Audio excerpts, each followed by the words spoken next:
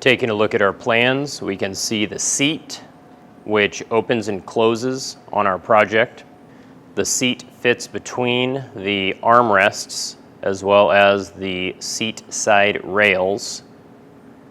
Our rough cut dimensions for our seat measure more than 18¼ inches by 46 inches in length. I have selected a variety of boards to use in the creation of my seat.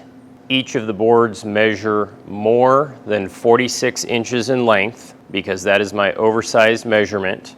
If I combine all of the boards and measure the width, it equals more than 18¼ inches.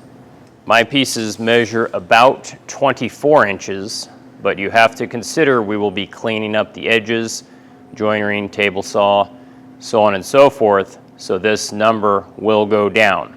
So we have to estimate that all of these pieces together, once cleaned up, will be more than 18¼ inches.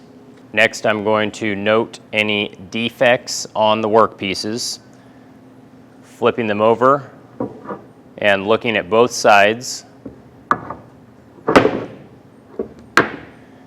The seat is the main area that everyone will see, so we want the best lumber choice and the best grain pattern.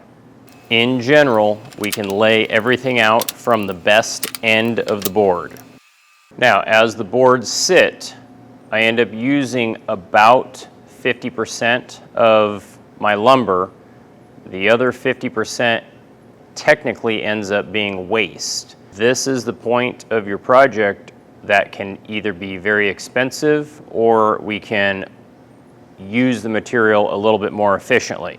The boards are not quite long enough to get a second piece out of for my seat. However, if we were to make the seat earlier on in the project, we could reuse all of these off-cut pieces for other components on our project.